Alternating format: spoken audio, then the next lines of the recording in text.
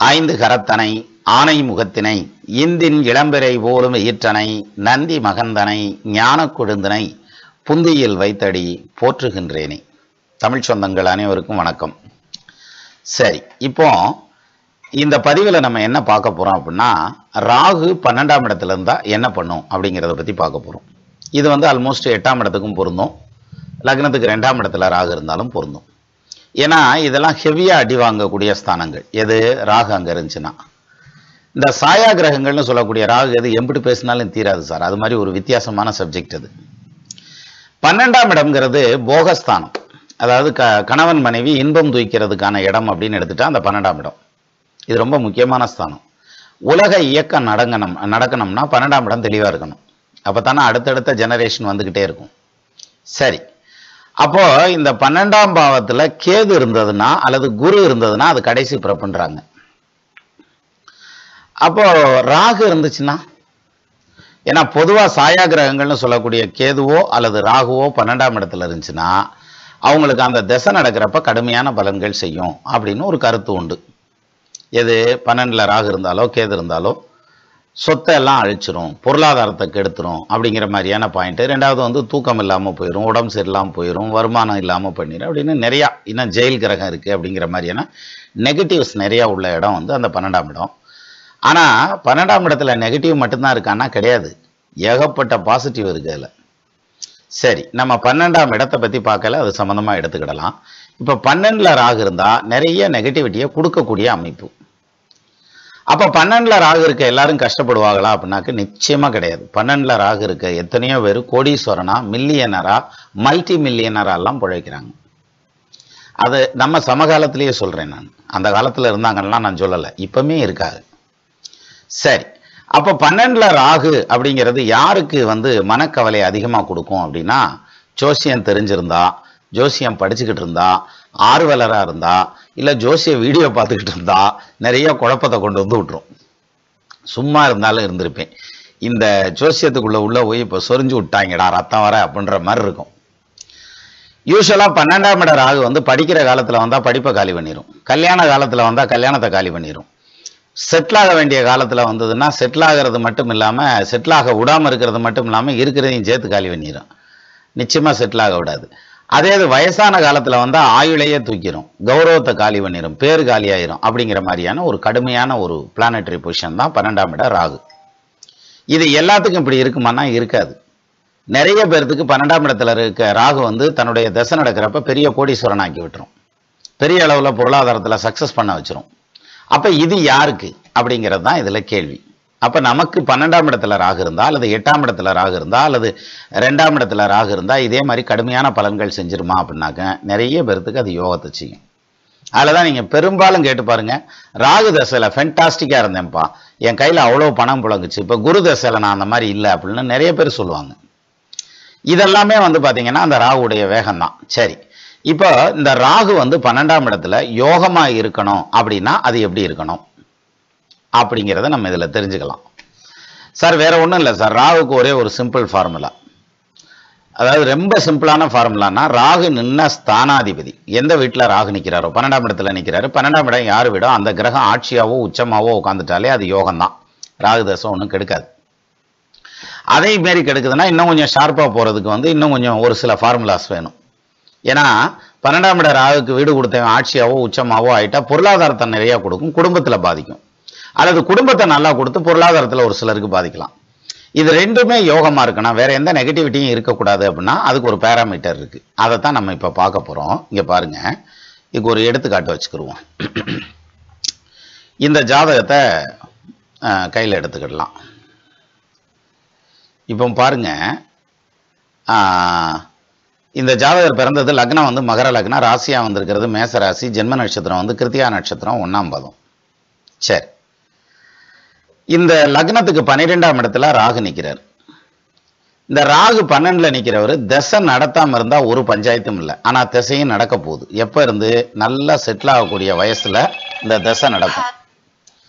எப்படி நல்லா செட்டில் ஆகக்கூடிய வயசில் இந்த திசை நடக்கும். ஒரு மனுஷன் செட்டில் ஆகிறதுங்கிறது எப்போ சார்? 21 வயசுக்கு அப்புறம் தானே அவன் ப்ராப்பராக செட்டில் ஆவான். அந்த டைமில் இந்த திசை நடக்குது. என்ன திசை நடக்குது?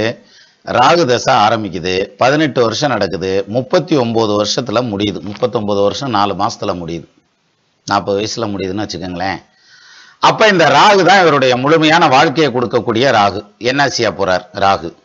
ஏதாவது பிரயோஜனமா பண்ணுவாரா, இல்ல வச்சு செஞ்சு விட்டுருவாரா அப்படின்றது தான் இதுல கேள்வி. சார், இப்ப பொதுவா நான் ராகுன்னு இல்லை, எந்த கிரகம் எங்க இருக்குங்கிறத வச்சு நான் பலன் எடுக்கிறேன் அப்படின்னு எடுத்தா இதை நெகட்டிவா தான் எடுக்க வேண்டி வரும். ஆனா பாருங்க, ராகுவுக்கு வீடு கொடுத்த கிரகம் உச்சம் பெற்ற நிலையில நிற்கிறார். இந்த ஒரே பாயிண்ட் போதுமானது. ராகு தசை இந்த ஜாதகருக்கு யோக தசை. இப்ப நான் மறுபடியும் ஒண்ணு சொன்னேன், இந்த குரு வீட்டுல உட்காந்து குரு உச்சமானதுனால பொருளாதாரத்துல ஜெயிக்க வைக்கும். ஆனா குடும்ப வாழ்க்கைன்னு வர்றப்ப அது பிரச்சனையை ஏற்படுத்தலாம் இல்லையா, அல்லது குடும்பத்துல ஜெயிக்க வச்சு பொருளாதாரத்துல பிரச்சனையை கொடுக்கலாம் இல்லையா, என்ன வேணாலும் செய்யலாம்ல. அப்ப அந்த அளவுக்கு இதுல எதுவும் நெகட்டிவிட்டி இருக்கா, இல்ல எல்லா பக்கமும் பாசிட்டிவ் இருக்கா அப்படின்னு பாக்குறது எப்படி அப்படின்னா, இந்த ராகுக்கு வீடு கொடுத்த குரு எங்க உச்சமாகிறார்? 7ஆம் இடத்துல உச்சமாகிறார். அப்ப குடும்பஸ்தானம் நல்லா தான் இருக்கணும். இதுல இங்க இன்னொரு ரிஸ்க் இருக்கு. குரு தனிச்சு நிற்கிறார். அந்தணன் தனித்து நிற்கில் அபகீர்த்தி மெத்த உண்டு, அந்தணன் தனித்து நிற்கில் அவதிகள் மெத்த உண்டுன்னு கூட ஒரு பாயிண்ட் உண்டு. அப்ப இது பாதிக்குமா அப்படின்னாக்க, அப்கோர்ஸ் குரு வக்ரமா இருந்தா நல்லா இருக்கும். குரு வக்ரம் ஆகலைங்கிறதுனால பாதிக்குமா அப்படின்னா பாதிக்கிறதுக்கான வாய்ப்பு உண்டு. ஆனா அது ராகு தசையில இல்ல, குரு தசையில. இந்த குரு தசையிலையும் இது பாதிக்காம போறதுக்கான வழிமுறையும் இதுலயே இருக்கு. அது என்னன்னு தெரிஞ்சுன்னா சொல்லுங்க, நம்ம இதுல கமெண்ட்ல சொல்லுங்க. குரு தசையில 7ஆம் இடத்துல குரு தனிச்ச நிலையில நிற்கிறார். ஆனா இந்த ஜாதகனுக்கு குடும்பத்துல பாதிப்பு வராது. எப்படி வராதுங்கிறத கண்டுபிடிச்சு சொல்லுங்க. ஒண்ணு, நான் ராகு தசைக்கு எக்ஸ்பிளைன் பண்றேன். இங்க ராகு லக்னத்துக்கு 12ஆம் பாவத்துல உட்கார்ந்துருக்கார். அவருக்கு வீடு கொடுத்த குரு உச்சமாகிறார். அது லக்னத்துக்கு 7ஆம் இடமா இருக்கு. சரி, இப்ப அடுத்த பாயிண்ட், ராகுவுக்கு 8ஆம் இடத்துல போய் அந்த குரு உச்சமாகிறாரே, அப்ப அது தப்பு இல்லையா அப்படின்னாக்க இல்ல. என்ன காரணம்னா, 8ஆம் இடம் நெகட்டிவான ஸ்தானம் தான். ராகுக்கு 8ஆம் இடம், ராகுக்கு நெகட்டிவ். ஆனா அங்க குரு உச்சமாயிட்டதுனால அங்க மறையல குரு. அப்போ ராகுவுக்கும் குரு மறையல, லக்னத்துக்கும் மறையலைங்கிற மாதிரி ஸ்ட்ராங்கா இருக்கிறதுங்கிறதுனால இந்த ராகு திசை நிச்சயமா யோக திசையா இருக்கும். சரி, வேற ஏதாவது சைடு எஃபெக்டை கொடுத்து படுக்க வச்சிருமா அப்படின்னாக்க, இந்த ராகு உட்கார்ந்துருக்க நட்சத்திர சாரம் பாருங்க, உத்திராட நட்சத்திரம் 1ஆம் பாதம். உத்திராடம்ங்கிறது குருவுடைய நட்சத்திரம், சூரியனுடைய நட்சத்திரம். சூரியன் எங்க இருக்கார் அப்படின்னா, உச்சம் பெற்ற நிலையில ராகுவுக்கு 5ஆம் இடத்துல, லக்னத்துக்கு 4ஆம் இடத்துல உட்கார்ந்துருக்கார். குருவுக்கு 10ஆம் இடத்துல உட்கார்ந்துருக்கார். நான் மறுபடியும் ரிப்பீட் பண்றேன், கன்ஃபியூஸ் ஆயிட வேண்டாம். ராகு தனுசுல நிற்கிறார். அங்க இருந்து என்னன்னா 5ஆம் இடத்துல சூரியன் உச்சம். லக்னத்துல இருந்து என்னன்னா 4ஆம் இடத்துல சூரியன் உச்சம். குருவில இருந்து என்னன்னா 10ஆம் இடத்துல சூரியன் உச்சம். சோ இந்த 5ஆம் இடம், 4ஆம் இடம், 10ஆம் இடம்ங்கிறது கேந்திர திரிகோணம் தான். அப்ப இந்த சூரியன் ரொம்ப ஸ்ட்ராங்கா உச்சமாய் நிற்கிறார். இப்போ ராகுவுக்கு வீடு கொடுத்த குருவும் ராகுவுக்கு நட்சத்திர சாரம் கொடுத்த சூரியனும் 2 பேருமே உச்சமா இருந்து 2 பேருமே ஒருத்தருக்கு ஒருத்தர் கேந்திரத்துல நின்று லக்னத்துக்கு மறையாம ராகுவுக்கும் மறையாம நிக்கிறதுனால இந்த ராகு திசை யோக திசை. சாதாரண யோகம் இல்ல சார், மிகப்பெரிய யோகத்தை செய்யக்கூடிய அமைப்பு. பல கோடி சம்பாதிச்சிருவேன் அந்த சாதகாரன். இப்போ வயசு என்ன நடக்குது? 34. ராகு தசையில சுக்கிர புத்தி போயிட்டு இருக்குது. நல்ல பொருளாதார வளர்ச்சி அடையக்கூடிய ஜாதகம் இந்த ஜாதகம். அப்போ ராகு தசை மிகப்பெரிய அளவில் ஜெயிக்க வைக்கக்கூடிய தசை. அப்ப நம்ம யூஸ்வலா எப்படி எடுத்துக்குவோம்? 12ஆம் இடத்துல ராகு நிக்குது, அவ்வளவுதான். இந்த ராகு 12ல நின்றுச்சுன்னா சோலி முடிஞ்சு வச்சு, செயல் கிரகம், இவன் செயலுக்கு போவான், அல்லது பூர்வீக சொத்துவத்தெல்லாம் வித்துவிட்டு வீணா போயிடுவான், அல்லது சம்பாத்தியமே இல்லாமல் போயிடுவான் அப்படின்ற மாதிரி, அல்லது குடும்பமே நிற்காது, இல்லற சுகம் இவருக்கு கிடைக்காது அப்படிங்கிற மாதிரியான பாயிண்ட்ல போயிடலாமான்னா நிச்சயமா அது தப்பா போயிடும். இந்த ராகு தசை முடிகிறப்ப பார்த்தீங்கன்னா இவர் பெரிய அளவில் பொருளாதாரத்திலையும் வாழ்க்கையிலையும் சக்ஸஸ் ஆகிருப்பார். குடும்பம் நல்லா தான் போயிட்டு இருக்கு, அதில் ஒன்றும் பிரச்சனை இல்லை. அதுவும் குழந்தை குட்டிகளோட போயிட்டு இருக்கு. ஸோ அதனால இந்த 12ஆம் இடத்துல நிற்கக்கூடிய கிரகம், அதுலேயும் குறிப்பாக இந்த சாயா கிரகம்னு சொல்லக்கூடிய ராகு அல்லது கேது 12ல் போய் நின்றுச்சுன்னா குடும்பத்தை பாதிச்சிரும், அவனுடைய வாழ்க்கையை பாதிச்சிரும், வாழ்க்கையே வீணா போயிடும் அப்படிங்கிற மாதிரியான அந்த எண்ணத்தை முதல்ல வைப் பண்ணிடணும். அது நமக்கு எல்லா ஜாதகங்களுக்கும் பொருந்தாது. அப்போ இதே மாதிரி இந்த நட்சத்திர சாரம் கொடுத்த கிரகமும் வீடு கொடுத்த கிரகமும் லக்னத்துக்கு 8ஆம் இடத்துல நின்னாலும், லக்னத்திலேயே நின்னாலும், 2ஆம் இடத்துல நின்னாலும் இந்த பேராமீட்டர்ல அது ஒத்து வந்துருச்சுன்னா அந்த தசை யோக தசையா தான் நடக்கும். அந்த ராகு யோக ராகு தான். அதனாலதான் நான் பல இடங்கள்ல சொல்லியிருக்கேன், ராகு கேதுவை பொறுத்த வரைக்கும் எங்க வேணாலும் உட்காரலாம். 12 கட்டத்தை விட்டு வெளியே போய் ஒரு ஈசி சேரை போட்டு கூட உட்காரலாம். ஆனா அது என்ன செய்ய போகுதுங்கிறது தான் மெயின். அப்ப என்ன செய்யும் அப்படிங்கிறது தான் நம்ம இதுல எடுக்கிறோம். இதே சூரியனும் குருவும் ரெண்டுமே நீசமாகி ஒருத்தருக்கு ஒருத்தர் 6, 8, 12ன்னு இருக்குன்னு வச்சுக்கிருவோம். அப்படி வராது. 2 நீசமான கேந்திரம் வந்துடும்.